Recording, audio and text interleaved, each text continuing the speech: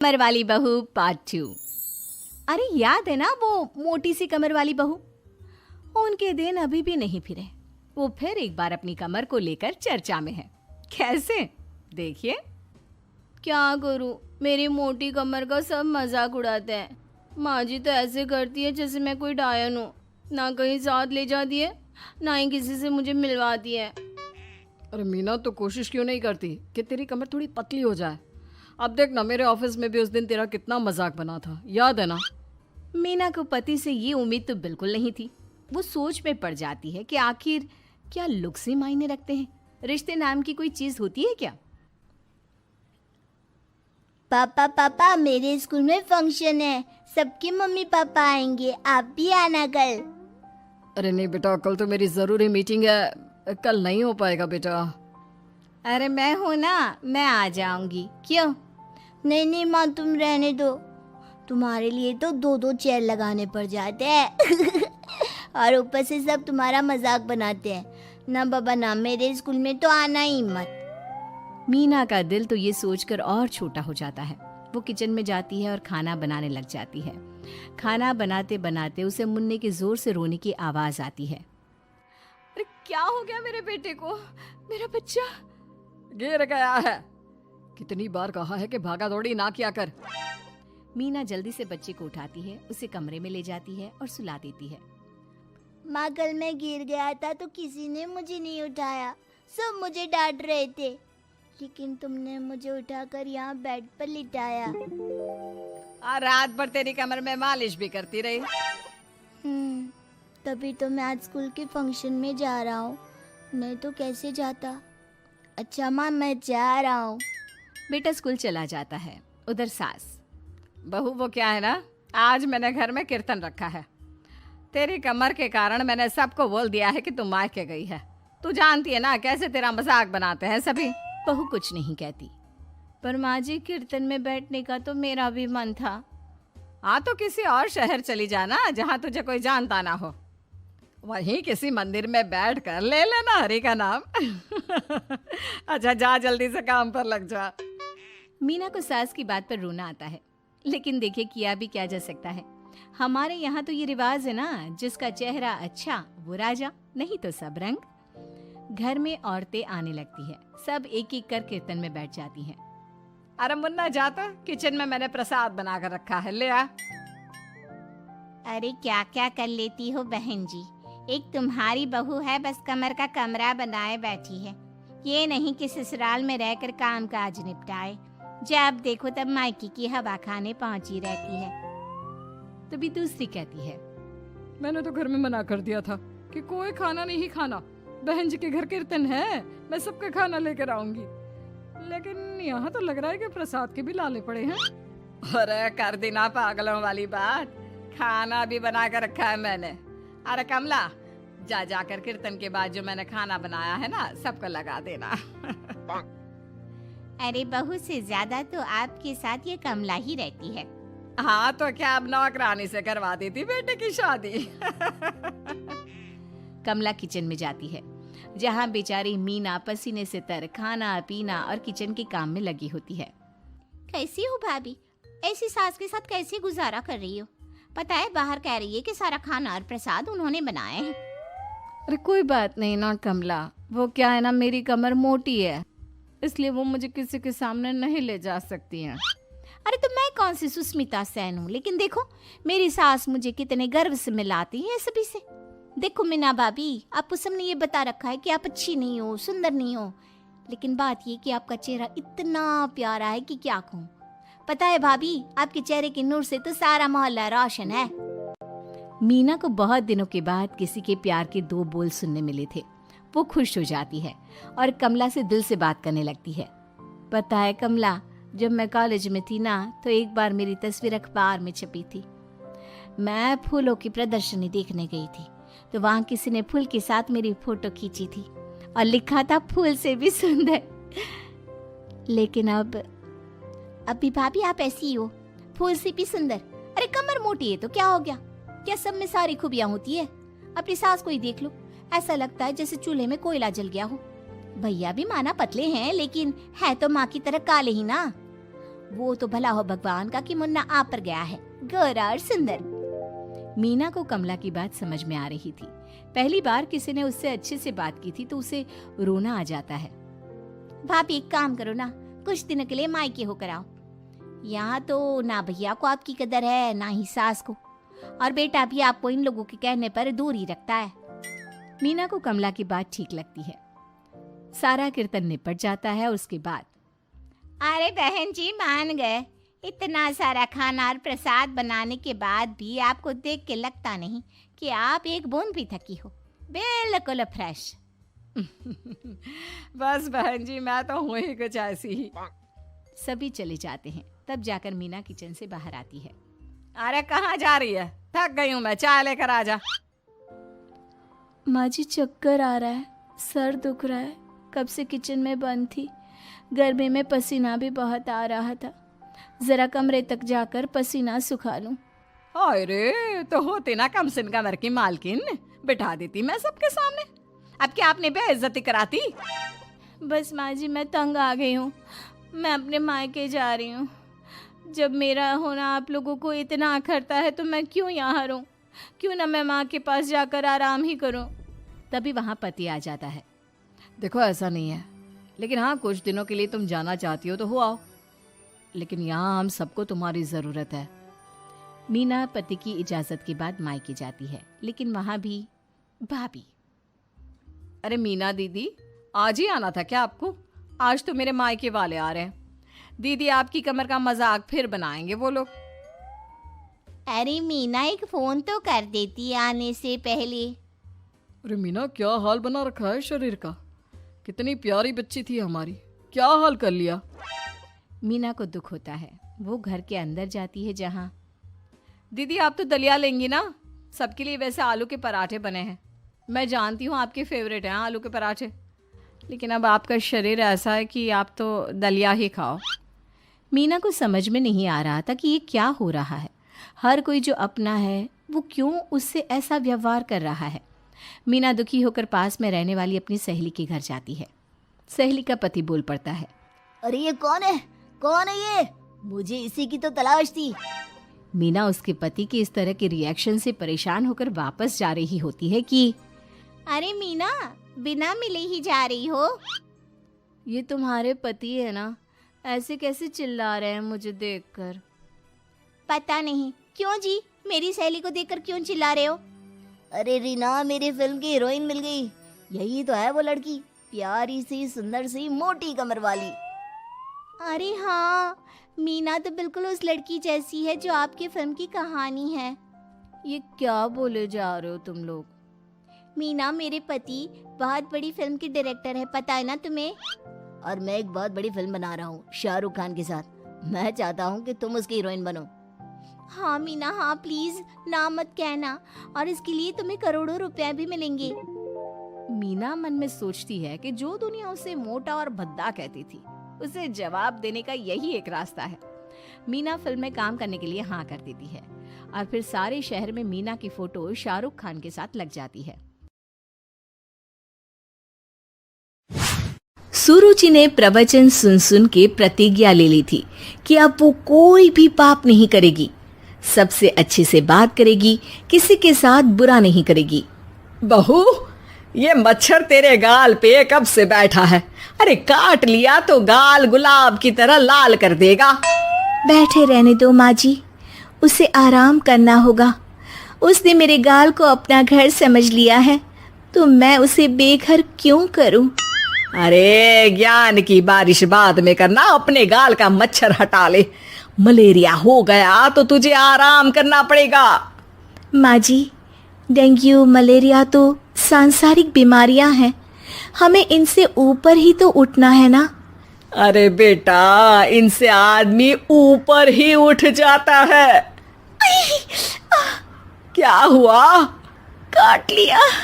अरे मैंने तो कहा ही था, मार देना था उसको। नहीं नहीं माँ जी, उसे भोजन करना था, मैंने उसे पोषण दिया है, मुझसे पुण्य का काम हुआ है। अरे उड़ रहा है टुनटुना के, ताली बजा के मार दे वरना फिर काट खाएगा। नहीं नहीं माँ जी, जीव हत्या करना पाप है, मैंने एक बार व्हाट्सएप पे एक उपदेश पढ़ा था, मच्छर आपको काटे ये उसका जुनून है, उसके बाद आप खुजाओ ये आपका सुकून है, लेकिन कभी मच्छर को मारना मत, क्योंकि उसकी रगों में आपका ही खून है। अरे तू और तेरा व्हाट्सएप का ज्ञान, भगवान बचाए। सुरुचि की ये पुण्य करने की आदत से कई बार सुरुचि का नुकसान होता, लेकिन फिर भी वो पाप से दूर रहती। सुरुचि, मेरे सर में जुएं हो गई है, निकाल दोगी? कोई आपको अपने घर से निकाले, आपको अच्छा लगेगा क्या? अरे लेकिन परेशान करती हैं जुएं, दिन भर सर खुजाता रहता हूँ। देखो, इसी बहाने तुम्हारे सर की चंपी हो जाती है। तुम्हें तो जुओं को थैंक यू कहना चाहिए। तभी बाहर से ससुर जी की आवाज आती है। बहू, बहू। अभी आई बाबूजी। बेटा सुनो, ये देखो चाय में ना मक्खी तैर रही है, दूसरी चाय ले आओ, जाओ। ला दूंगी, पर मक्खी मत हटाइएगा। अरे क्यों बेटा? मक्खी चाय का सेवन कर रही है, अच्छा थोड़ी ना लगेगा आप बीच में अडंगा डाल देंगी तो। आपको अच्छा लगेगा क्या अगर कोई आपकी चाय छीन ले? अरे पर निकालूंगा नहीं तो मक्खी मर जाएगी बेटा। नहीं नहीं बाबूजी, आप उसे पीने दीजिए, पीकर उड़ जाएगी। लेकिन बाबूजी मक्खी के साथ ही चाय पी जाते हैं। ये क्या किया बाबूजी? अरे मक्खी सिर्फ चाय ही क्यों पिए, आज सुबह मैंने मिठाई भी खाई है, पेट में ही है, वो पेट में चाय भी पीती रहेगी और मिठाई भी खाती रहेगी। सुरुचि को समझ में नहीं आता कि वो बाबूजी के इस कारनामे पर क्या जवाब दे। वो सास के पास जाती है। सास के हाथ में एक खटमल मारने की दवाई है। माँ जी, आपके हाथ में ये क्या है? अरे बेटा, तू तो बीए पढ़ी है, इतना तो पढ़ने में आया ही होगा कि ये खटमल की दवाई है। माँ जी, आप क्यों मार रही हैं खटमल? मत मारिए माँ जी, आप अपनी नींद के लिए खटमलों को हमेशा के लिए सुला देना चाहती हैं। अरे अब चुप भी हो जाओ देवी, पुरानी दवाई है, एक्सपायर हो गई है, फेंकने जा रही हूँ, नहीं मार रही हूँ खटमल। और वैसे भी खटमल से ज्यादा तो तूने हमारी नींद हराम कर रखी है। माँ जी, पुण्य करना चाहिए, आपको तो ज्यादा करना चाहिए, आपकी तो उम्र भी हो रही है। अरे उम्र से याद आया, बैंक में जाकर जन्म तारीख सही करवानी है, तैयार हो जा, कल स्कूटी चला के ले जाना मुझे। अगले दिन सास घर से निकलने से पहले दही शक्कर खा रही है और जल्दी जल्दी में हाथ नहीं धोती। बहू स्कूटी निकालती है और सास ताला लगाती है। ताला लगाते वक्त शक्कर के दाने ताले पे रह जाते हैं और दोनों सास बहू हड़बड़ी में घर से बाहर निकल जाती हैं। अच्छा हुआ कि तेरी स्कूटी में सेल्फ स्टार्ट है, वरना तू तो बोलती कि मैं किक नहीं मारूंगी, किक मार दी तो पाप लगेगा। माँ जी, इस तरह मजाक करना भी पाप होता है। दोनों सास बहू बैंक पहुंचती हैं। अभी लंच टाइम है, बाद में आना। अरे भाई साहब सुन तो लो, करवाना क्या है? अरे जन्म तारीख बदलवानी है, कैसे बदलेगी? अब किसी और तारीख को पैदा हो जाओ। यही चुटकुला आप अपने मैनेजर को भी सुना पाओगे ना? वो भी हंस ले थोड़ा, अभी बुलाती हूँ। अरे अरे रुकिए रुकिए, ये फॉर्म भरिए और आधार कार्ड दीजिए। अरे राम रे, आधार कार्ड तो भूल ही गई, उसके बिना तो नहीं होगा। अरे बहू जा, घर से जल्दी से मेरा बटुआ उठा ला, उसमें मेरे सारे कार्ड रखे हैं, जा जा जल्दी लेकर आ, वरना बैंक बंद हो जाएगा और कल मुझे अपनी बहन के यहाँ भी तो जाना है ना। जी माँ जी, अभी गई और अभी आई। अरे रुक, चाबी तो लेकर जा घर की। बहू जल्दी से घर पहुंचती है, लेकिन घर पहुंचते ही देखती है कि ताले पे बहुत सारी चींटियां हैं, जो माँ के ताला लगाते वक्त हाथ से ताले पे शक्कर छूट जाने के कारण आ गई थी। चींटियां, हट जाओ, मुझे आधार कार्ड निकालना है। बहू चींटियों को हटाती नहीं है, उनसे मिन्नतें करने लगती है। सुनो, हट जाओगी तो और भी शक्कर के दाने खिलाऊंगी। अभी सास का काम बहुत ज़रूरी है। मेरी बात सुन लो, मान लो। मैंने तुमको हटाया तो पाप हो जाएगा। चींटियां कैसे सुरुचि की बातें सुनती जब घर में ही उसकी कोई नहीं सुनता था। शाम हो जाती है पर चींटियां हटती नहीं है। तभी सास वहां ऑटो से आ जाती है। अरे कहाँ रह गई तू? बैंक भी बंद हो गया। माँ जी, ताले पे चींटी। सास पूरा माजरा समझ जाती है और बहू से कहती है, एक बात बता, सोच के देख, अगर मुझे खून की बोतल चढ़ानी पड़ी और उस पर चींटी बैठी हो तो बोतल से चींटियों को हटा के मुझे बचाएगी या चींटियों को वहीं बैठा रहने देगी? माँ जी, ऐसा होगा ही नहीं। अरे चींटियों को तो मीठा पसंद होता है। खून की बोतल पे तो मच्छर आएगा क्योंकि खून तो मच्छर पीता है। सास सर पकड़कर बैठ जाती है और रोने लगती है। तभी ससुर जी और सुरुचि का पति भी वहां आ जाता है। अरे रो क्यों रही हो? रहने दो जी, तुमको बताया तो तुम भी रोने लगोगी अपनी किस्मत पर। अगले दिन सास अपनी बड़ी बहन के यहाँ चली जाती है। पति अपना काम कर रहा होता है और सुरुचि उसके पास जाकर कहती है, ये जुएं खत्म करने की दवाई है, मैं मालिश कर देती हूँ। अरे लेकिन तुमको पाप नहीं लगेगा? अपनों की खुशी के लिए अगर छोटे मोटे पाप करने पड़े तो वो पाप अच्छे हैं जी। रोबोट सास। शहर में रिश्तों की कमी और अपनों के प्यार की कमी लगभग हर घर में है। किसी को अकेलापन अच्छा लगता है तो किसी को ये काटने दौड़ता है। देखो राधा, तुम भले ही गांव की हो, लेकिन यहाँ शहर में सभी को साथ लाकर रखना पॉसिबल नहीं है। हाँ, लेकिन प्लीज किसी को तो बोलो हम लोगों के साथ रहें। तुम सारा दिन ऑफिस और मैं घर पर पकती रहती हूँ। अरे तो किसी सहेली को बुला लिया करो, बातें कर लिया करो। किसको बुलाऊं? कब तक बुलाऊं? तुम सासू माँ को बोलो ना आकर यहाँ रहे। ठीक है, बात करता हूँ मैं उससे। रवि ऑफिस चला जाता है और अपने दोस्त से कहता है, यार बीवी ने माँ को शहर बुलाने की जिद कर रखी है। अब सोच रहा हूँ कि ऑफिस से दूर जाकर कहीं कोई घर ले लो किराए में। अब 2 कमरे का मकान तो पास में महंगा ही पड़ेगा ना। पर यार, गांव की लड़कियों को शहर शादी करके लाओ तो यही दिक्कत होती है। वो लोग समझ ही नहीं पाती कि शहर की जिंदगी कितनी मुश्किल है। सबकी अपनी अपनी परेशानी है। अब मेरे वाले को देख लो, वहाँ के ऑपरेशन के लिए 2 हफ्तों के लिए लेकर आया था। बीवी ने तो इतना हंगामा किया कि माँ को 1 हफ्ते में ही वापस भेजना पड़ गया। सोच रहा हूँ कि माँ को फोन करूँ और कहूँ कि आ जाओ। क्या पता सास की चिक चिक सुनकर वो भी माँ को गांव भेज दे। आखिर औरतें तो औरतें ही होती है ना। किसे सास के साथ रहना पसंद होगा? बात आई गई हो जाती है। राधा रवि के पीछे एक बार फिर पड़ जाती है। वो 210 वाली है ना?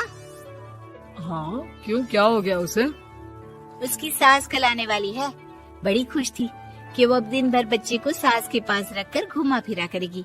लेकिन हमारी तो किस्मत ही फूटी है। हमारी सास कब आएगी कि ये सुख हम भी ले सके?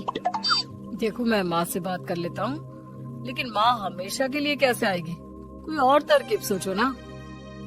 एक काम करो ना, मुझे गांव छोड़ दो, मैं चली जाती हूँ।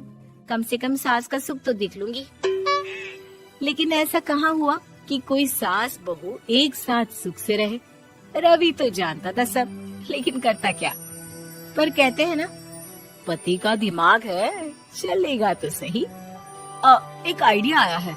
क्यों ना मैं माँ की शक्ल सूरत का एक रोबोट लाकर दे दूं, जो राधा के साथ बिल्कुल सास वाला व्यवहार करे। मजा ही आ जाएगा। न माँ को लाने की झंझट, न सास बहू की किचकिच। रात को स्विच ऑफ करके अलमारी में पैक। बस फिर क्या था। अगले दिन जैसे ही घर की घंटी बजती है और राधा दरवाजा खोलती है, साथ में खड़ा होता है रवि और साथ में होती है रवि की माँ यानी कि राधा की सास। माँ जी, मुझे तो मेरी आंख पर विश्वास नहीं हो रहा। कितना अच्छा सरप्राइज है। आइए माँ, आइए। मुझे भी अच्छा लग रहा है। मैं भी खुश हूँ, मैं भी खुश हूँ, मैं भी खुश हूँ। दरअसल रोबोट सास की बैटरी ढीली होने के कारण वो एक वाक्य को रिपीट करने लगती है। माँ जी इतनी खुश है कि बार बार दोहराए जा रही हैं कि खुश है खुश है। मैं अभी पानी लाती हूँ। राधा पानी लाने जाती है कि पीछे से रवि सास की बैटरी टाइट कर देता है और ऑर्डर का प्रोग्रामिंग ऑन कर देता है। पानी लाओ, चाय लाओ, खाना लाओ, मेरे बाल झाड़ो, मेरे कपड़े धो, मेरी चप्पल कहाँ है, लेकर आओ। अरे ठीक है माँ जी, सब ला रही हूँ। मैं जानती हूँ रवि आपको प्रोग्रामिंग करके लाए ना कि आप मुझे तंग कर दे और मैं आपको जाने को बोल दूँ। नहीं माँ जी, इस बार मैंने भी कमर कस रखी है। अरे प्रोग्रामिंग कैसी लैंग्वेज यूज कर रही हो? माँ का रोबोट थोड़ी ना है जो मैं प्रोग्रामिंग करूँगा। अरे मजाक कर रही हूँ। माँ तो माँ होती है, मैं जानती हूँ। राधा सास के साथ खुश रहती है। वो उनके साथ बातें करती, घूमने जाती और आसपास के लोगों से मिलवाती। लेकिन एक दिन, अरे कभी तुम लोगों को लड़के नहीं देखा। इतनी तो तू मैं माँ बेटी में भी हो जाती है, लेकिन तेरी सास तो बिल्कुल ताना नहीं देती। हाँ ये तो है, ताना तो नहीं देती लेकिन ऑर्डर बड़े बड़े देती है। अरे ना मानना, 2-4 ऑर्डर अपने आप ठीक हो जाएंगी, तभी देखेगा असली रंग। कौन सा तेरे बुलाने पर आई है, बेटे के बोलने पर आई होगी बुढ़िया। बात तो सही है, लेकिन यार कोई बात नहीं ना, सास लड़ाई करे भी तो कोई परेशानी नहीं है। कितना ख्याल भी तो रखती है। ये तो है, लेकिन तेरी सास तो बिल्कुल नहीं लड़ती। ये कैसे? खैर मुझे क्या।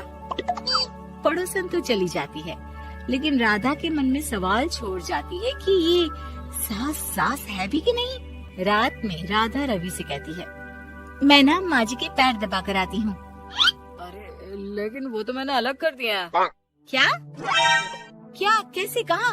नहीं, मेरा मतलब कहाँ कभी माँ का पैर गांव में रहा करता था, तो मैंने काट कर मतलब माँ को शहर ले आया ना। Okay okay. रवि चैन की सांस लेता है कि चलो कुछ तो बहाना मिला, लेकिन कब तक। रवि रोज माँ के पैर दबाने के बहाने रोबोट को कमरे में ले आता और डिसमेंटल करके रख देता। एक रोज, मैं आज माँ जी की कोई बात नहीं मानूंगी, देखती हूँ कैसे नहीं लड़ती। अरे ऐसी भी सास किस काम की जो खटर पटर ना करे। सास का डिमांड मोड ऑन होता है। खाना दे दो, पानी दे दो, नाश्ता चाहिए। लाई माँ जी। मैं ना देने वाली खाना पानी। लेकिन समय बीतता जाता है। दोपहर और फिर शाम और फिर रात। बहू सास को कुछ नहीं देती, लेकिन रॉबर्ट सास कुछ नहीं कहती। रात को जब रवि घर आता है, राधा रो रही होती है। अरे क्या हो गया? तुम्हारी माँ ने मुझसे लड़ाई की, खूब खरी खोटी सुनाई।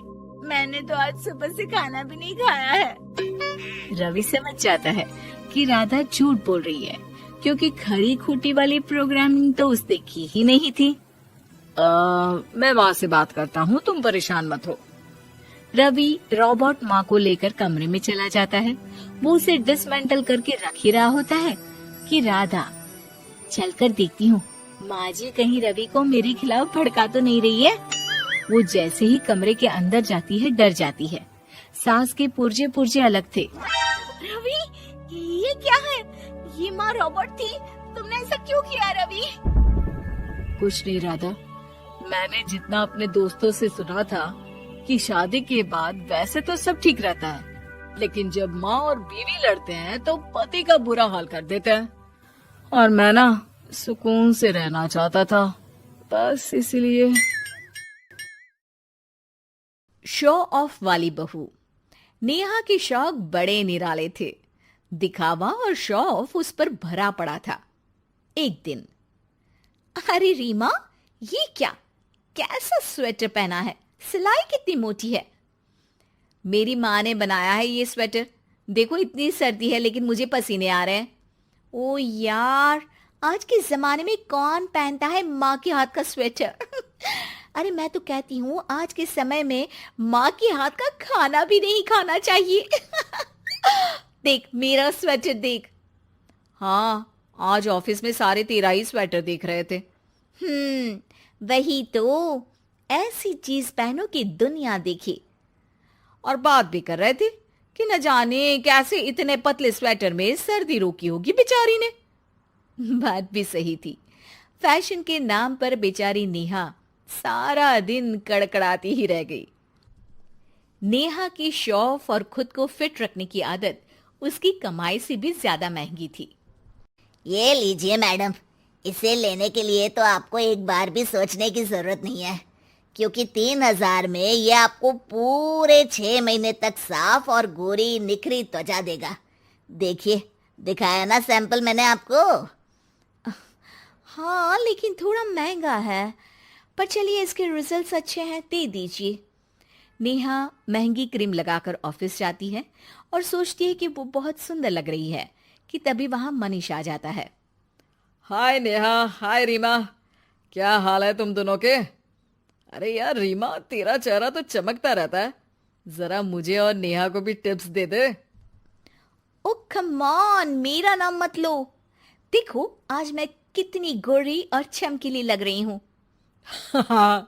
कितनी पुती पताई सी शक्ल लग रही है तेरी।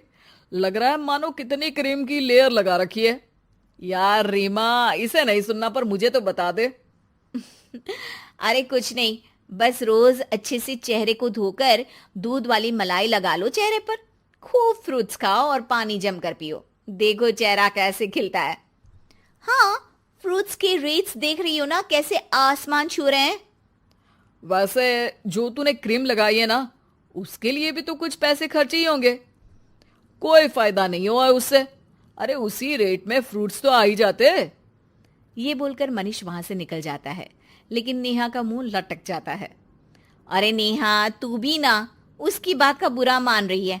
आखिर बॉयज क्या जाने गर्ल्स का फैशन। अरे नॉट एट ऑल, उस बेवकूफ की बात का बुरा मैं क्यों मानूं? मैं जानती हूं कि हाई क्लास को समझना उसकी बस की बात नहीं है। ये बोलकर नेहा वहां से चली जाती है। अब सैलरी आते ही नेहा महंगे पर्स, महंगी चप्पलें और महंगे कपड़ों पर पैसे लुटा देती है और महीने के आखिर तक लोगों से उधार लेने की नौबत आ जाती है। यार रीमा, कुछ पैसे उधार देना, घर का सारा सामान खत्म हो गया है। हाँ हाँ, ले ले नेहा, पर वक्त से वापस कर देना, क्योंकि ये मैं तुझे सेविंग्स दे रही हूँ और तू जानती है ना इसका इंटरेस्ट कितना आता है। सेविंग का इंटरेस्ट? नहीं यार, मैं नहीं जानती, कितना आता है? ओह अच्छा, छोड़ ना, चल ये पैसे रख। नेहा का समय ठीक से गुजर जाता है, लेकिन अगले महीने सैलरी आने पर, नेहा यार, वो पैसे जो मैंने दिए थे वो लौटा देना, मुझे भी कोई काम है। अरे यार, इस बार ना मैंने गुच्ची की घड़ी ले ली है, अगले महीने पक्का। अगले महीने फिर नेहा से रीमा पैसे मांगती और फिर वो कोई खर्चा गिना देती। एक बार रीमा मनीष से कहती है, यार बोलना तो नहीं चाहिए, लेकिन नेहा ने 3 महीने पहले पैसे लिए थे कि 1 महीने में वापस कर देगी, लेकिन अभी तक नहीं दिए। रुक, मैं कुछ करता हूं। अरे देख, कहीं उसके घर तक बात न जाए, वरना सास और पति के सामने इज्जत का फालूदा हो जाएगा। वहीं नेहा घर पर, सासू माँ, आज खाने में मैंने ब्रोकली और ब्राउन राइस बनाए हैं। अरे बेटा, ये सब मैं नहीं खा पाती हूँ, तू तो बस सिंपल रोटी दाल ही दे दे। हाँ नेहा, क्या ये तुम रोज रोज खिलाती हो? हमें इसका टेस्ट पसंद नहीं है। अरे लेकिन यही ट्रेंड में चल रहा है। क्या करते बेचारे माँ बेटे, नेहा की आदत से वो भी परेशान थे। अगले दिन नेहा ऑफिस आती है तो मनीष वहां आता है। अरे यार मनीष, ये क्या है तेरे हाथ में? बैग है पराड़ा का, आई होप तूने सुना होगा। यस यार, ऑफ कोर्स। और ये वाला तो 20,000 का है ना, मैंने ऑनलाइन देखा था। लेकिन ये सिर्फ 10,000 का है, क्योंकि मैंने इसे अमेरिका से मंगवाया है अपनी बीवी के लिए। मेरी बहन रहती है ना वहाँ, तुम तो जानती हो इंडियन करेंसी और डॉलर के बीच का अंतर। हाँ हाँ बिल्कुल यार, मेरे लिए भी मंगवा देना। अब देख यार, तुझे चाहिए तो तू रख सकती है, क्योंकि मेरी बीवी को स्टाइल कम पसंद आया था और वो इतने महंगे बैग लेने में विश्वास नहीं करती। उसका मानना है कि 10,000 का बैग खरीद कर 1,000 रुपए रखने से अच्छा है कि 1,000 रुपए का बैग खरीदे और 9,000 उसके अंदर रखे। हो, उसे फैशन का पता नहीं होगा। कोई बात नहीं, ये लो 10,000 और ये बैग मेरा। मनीष नेहा को बैग दे देता है और सीधा रीमा के पास जाता है। रीमा, ये ले तेरे पैसे जो तूने नेहा को दिए थे। अरे थैंक्स यार, लेकिन तू ये कैसे लेकर आया? मैंने लोकल बाजार से एक बड़े ब्रांड के जैसा दिखने वाला बैग खरीदा 200 रुपए में और अमेरिका और ब्रांड के नाम पर नेहा को दे दिया। ऐसे तो वो तेरे पैसे वापस नहीं करती। फिर क्या था, रीमा और मनीष हंसने लगते हैं। ऐसा बाप नहीं चाहिए। एक बड़े शहर में रतनलाल अपनी बेटी संध्या और छोटे बेटे कुणाल के साथ रहता है। रतनलाल बहुत गरीब है और शराबी किस्म का आदमी है। वो रिक्शा चलाकर अपना जीवन यापन कर रहा है। रतनलाल एक अधेड़ उम्र के आदमी योगेश्वर को कभी कभी अपनी रिक्शा से मार्केट या मंदिर छोड़ता है और कभी कभी बाजार से उसका सामान भी ले आता है। एक दिन रतनलाल योगेश्वर से कहता है, साहब, आपके पास गाड़ी है, फिर भी आप कभी कभी रिक्शा से क्यों जाते हो? इन शहर की गलियों को आराम से देखना मुझे बहुत पसंद है। ठीक है साहब, मैं चलता हूं, कल फिर आऊंगा। अरे रतनलाल, रुको तो। मैंने सुना है कि तुम अपनी बेटी को कुछ पैसों के बदले किसी को दे रहे हो। अभी किसी को बेचे नहीं तो क्या करे साहब। एक छोटा बेटा है, उसको पढ़ाना भी है, उसकी देखभाल भी करनी है, और अगर मैं बेटी को घर में रखूंगा तो उसकी शादी कैसे करूंगा साहब। तुमको कितने पैसे मिल रहे हैं? अब 50,000 साहब। देखो, मैं तुमको पूरे 20 लाख रुपए देता हूं। तुम अपनी बेटी संध्या को मुझे दे दो। हैं? 20 लाख? धन्यवाद साहब, धन्यवाद। मैं कल ही उसे आपके पास छोड़ जाऊंगा साहब। अगले दिन रतनलाल संध्या को हमेशा के लिए योगेश्वर के यहाँ छोड़ आता है और बदले में 20 लाख रुपए लेकर घर आ जाता है। रतनलाल जिंदगी में पहली बार इतने पैसे पाकर बौखला गया। उसने एक अच्छा घर लिया। कुणाल, अब हमें कोई चिंता नहीं है, तू अब अच्छे से पढ़, खूब मन लगाकर पढ़ाई करना। पापा, मुझे पढ़ाई करना अच्छा नहीं लगता। अरे तूने अगर ज्यादा बकवास की ना तो बहुत मारूंगा। कल से तू अच्छे स्कूल में जाएगा तो जाएगा, हाँ बस।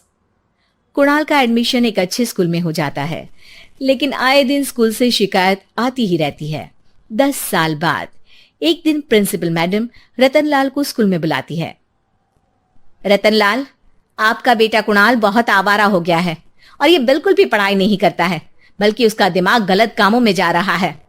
अब मैं उससे बात करूंगा मैडम। ठीक है, आज ये आखिरी मौका है, अगली बार तो मैं उसे स्कूल से ही बाहर निकाल दूंगी। रतनलाल घर आ जाता है और कुणाल से कहता है, कुणाल बेटा, मैं तुम्हारे ऊपर इतना पैसा लगा रहा हूं, फिर भी तुम स्कूल में सही से क्यों नहीं पढ़ते हो? आप तो रहने ही दीजिए, मैं सब जानता हूँ कि ये पैसा कहाँ से आया है। और वैसे भी अब ये पैसा मेरा है, मेरा जो भी मन होगा मैं करूंगा। आज के बाद मैं कभी स्कूल नहीं जाने वाला। रतनलाल को अपनी बेटी की याद आती है और वो रोने लगता है। 5 साल बाद कुणाल एक दिन एक लड़की को शादी करके घर ले आता है। पिताजी, ये मेरी पत्नी है स्वीटी। तुमने शादी कर ली?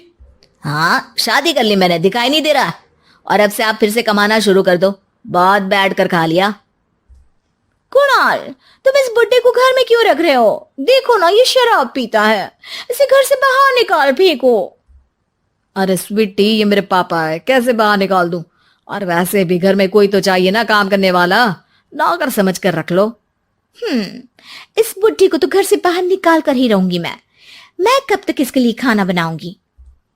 स्वीटी एक दिन घर के बाहर पार्क में अपनी दोस्तों के साथ बैठी होती है। तभी वो रतनलाल को बुलाती है। पिताजी, मेरे कमरे में मैं अपना फोन छोड़ आई हूँ, जरा ला कर तो देना। हाँ जरूर, अभी लेकर आता हूँ। रतनलाल फोन लेकर आ जाता है। कुछ समय बाद स्वीटी के फ्रेंड्स भी चले जाते हैं। स्वीटी अंदर आकर शोर मचाती है। चोर चोर! कहाँ है चोर? मुझे तो यहाँ कुछ नहीं दिख रहा। अरे ये अलमारी खुली पड़ी है, जरूर किसी चोर ने ही खोली होगी। अरे कौन आया था यहाँ? यहाँ या तो पिताजी आए थे बस। अरे बहू, मैं चोर नहीं हूं। मुझे तो आप पर अब बिल्कुल भी विश्वास नहीं है पिताजी, क्योंकि जब आप पैसे के लिए दीदी को बेच सकते हो तो आप चोरी भी तो कर ही सकते हो। अरे लेकिन वो सब तो मैंने तेरे भले के लिए किया था ना।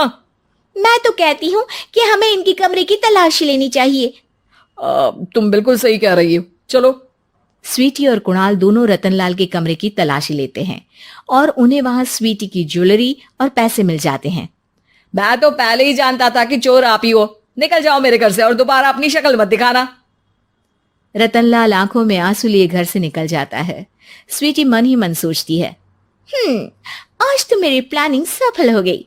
जैसा मैं चाहती थी ऐसा ही किया और बड़ी आसानी से उस बुड्ढी को चोरी का इल्जाम लगाकर घर से भगा दिया।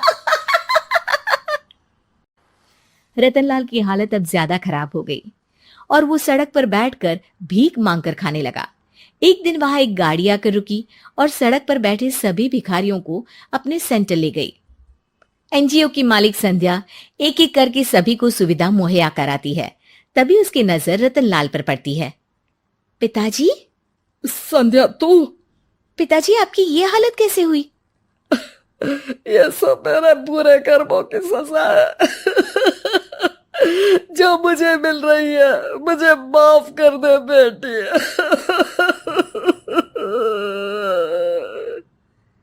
पिताजी, मैं आप पर बिल्कुल भी गुस्सा नहीं हूं, क्योंकि आपने मुझे यहाँ भेजकर अच्छा ही किया। मेरी जिंदगी बदल गई। लेकिन ये सब हुआ कैसे बेटा?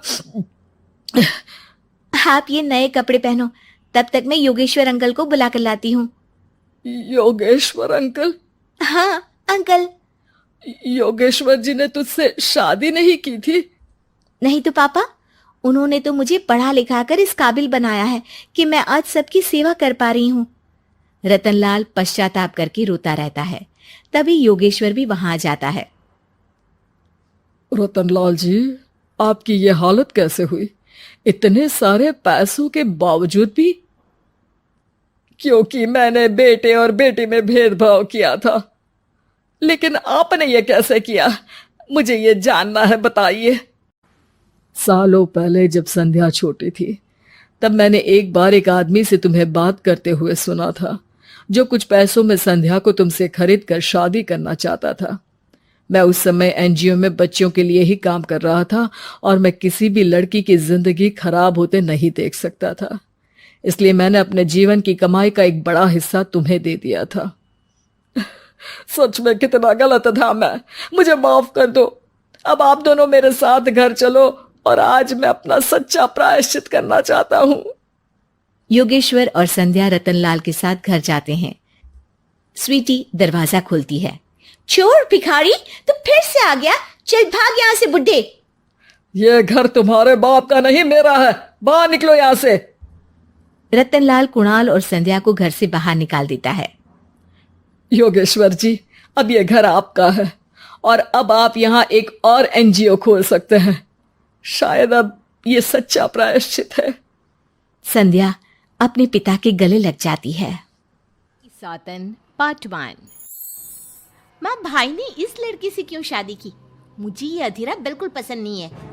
बेटी अब क्या कर सकते हैं, मैं भी तुम्हारे भाई की शादी इस लड़की से नहीं कराना चाहती थी, लेकिन समर्थ की जिद के आगे मुझे झुकना ही पड़ा। समर्थ ने अपनी पसंद की लड़की अधीरा से शादी की है, लेकिन उसकी माँ मंजू और बहन सौम्या को अधीरा बिल्कुल पसंद नहीं है। समर्थ की माँ ने तो अपने बेटे के प्यार के आगे अपना सर झुका लिया और दोनों की शादी करवा दी, लेकिन सौम्या ने अभी तक हथियार नहीं डाले थे। वो अभी भी अपनी भाभी को घर से निकालने की हर मुमकिन कोशिश कर रही है। बहू, ओ बहू, आज चाय मिलेगी या नहीं? लाई माँ जी। एक तो समर्थ भी न जाने कहां से इस लड़की को पकड़ कर ले आया है। हर काम ऐसे करती है मानो हाथों में मेहंदी लगी हो। लीजिए माँ जी चाय। अच्छा, तो ले आई तू चाय। मुझे तो लगा था कि तू सुबह की चाय दोपहर के खाने के बाद देगी। माँ जी, दूध वाला लेट आया था, इसलिए चाय बनाने में लेट हो गई।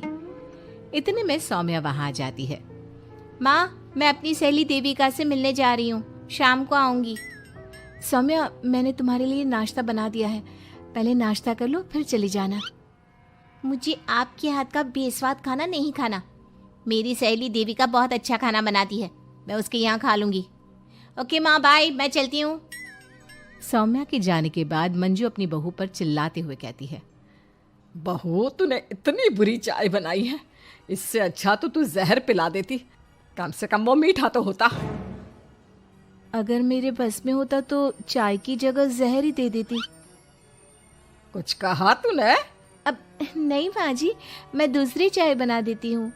रहने दे, मैं जा रही हूँ अपनी बहन के घर, तो घर का सारा काम करके रखना, शाम तक आ जाऊंगी। और हाँ, रात के खाने में कुछ अच्छा बना लेना। मंजू अधीरा पर हुक्म चलाकर चली जाती है। अधीरा बड़बड़ाती हुई किचन में जा रही होती है कि तभी समर्थ वहां आ जाता है। अधीरा, नाश्ता लाओ जल्दी से, ऑफिस के लिए देर हो रही है। क्या करोगे नाश्ता करके? किसी को भी मेरे हाथ से बना खाना पसंद नहीं आता, आप भी बाहर ही कर लेना नाश्ता। लगता है माँ और सौम्या ने फिर तुमसे कुछ कहा है, तभी तुम्हारा मूड इतना खराब है। तुम माँ और सौम्या की बातों का बुरा मत माना करो। मैंने माँ के खिलाफ जाकर शादी की है ना, इसलिए वो तुमसे कुछ उखड़ी उखड़ी रहती है। लेकिन मुझे पता है, जिस तरह तुमने मेरा दिल जीत लिया, उसी तरह तुम माँ और सौम्या का दिल भी जीत लोगी। बातें बनाना कोई आपसे सीखे। अब आपको ऑफिस के लिए देर नहीं हो रही? हो तो रही है, लेकिन सोच रहा हूँ सौम्या और माँ घर पर नहीं है, तुम दिन भर अकेली घर में क्या करोगी? मैं आज ऑफिस की छुट्टी कर ही लेता हूँ। नहीं नहीं नहीं, मैं घर में अकेली रह सकती हूँ, आप ऑफिस जाओ। चलो जाओ और अपना काम करो। समर्थ ऑफिस चला जाता है और शाम को जब सभी घर आते हैं, अधीरा सबके लिए बड़े प्यार से खाना तैयार करके रखती है।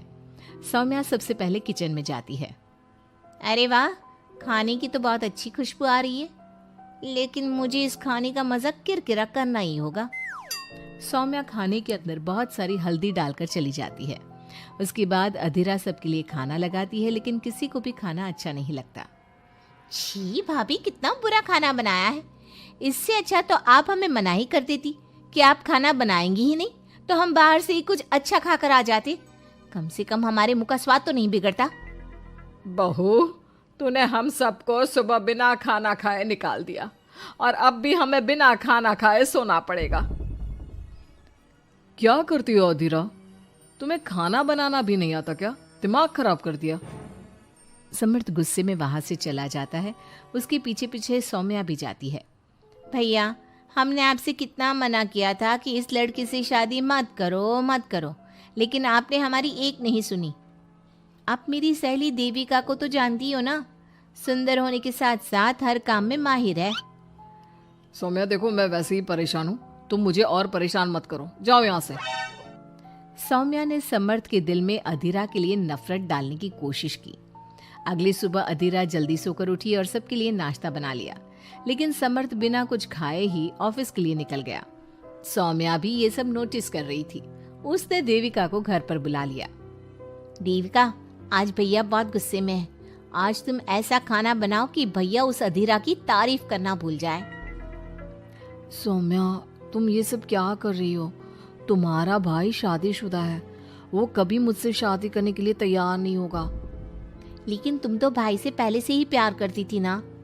हाँ करती थी, लेकिन ये उन दिनों की बात है ना। चुप रहो तुम। अगर तुम्हें भैया को पाना है तो तुम्हें वही करना होगा जो मैं कहूंगी। सौम्या ने जैसा जैसा कहा देविका ने वैसा ही किया। देविका ने बहुत ही स्वादिष्ट खाना बनाया। शाम को सभी लोग इकट्ठा हुए और सबने एक साथ मिलकर खाना खाया। इतना मजेदार खाना खाकर सबने देविका की खूब तारीफ की।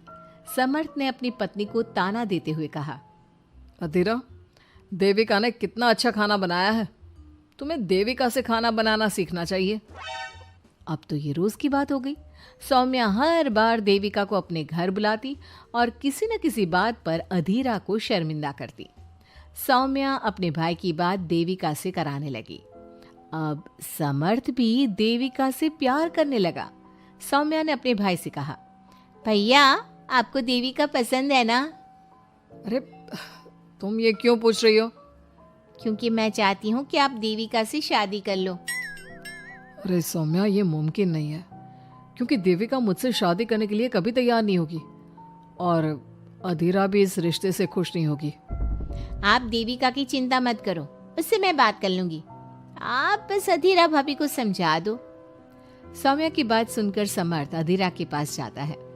वो उससे अपनी और देविका की शादी की बात करता है। अधीरा, मैं देविका से शादी करना चाहता हूँ। क्या? आप शादी करोगे? लेकिन क्यों? क्योंकि मैं उससे प्यार करता हूँ। प्यार तो आप मुझसे भी करते थे। कल कोई और लड़की पसंद आ जाएगी तो तीसरी शादी कर लोगे? देखो अधीरा, तुम्हें घर में कोई पसंद नहीं करता। तुम्हारी शादी मैंने माँ के खिलाफ जाकर की थी। अब तुम मेरे और देविका के बीच में मत आओ प्लीज। क्यों बीच में ना हो? मैं ये शादी नहीं होने दूंगी, आप चाहे कुछ भी कहो। अधीरा के लाख विरोध के बावजूद भी सौम्या और मंजू ने समर्थ की शादी देविका से करवा दी। आखिरकार सौम्या अपनी भाभी की सौतन ले ही आई।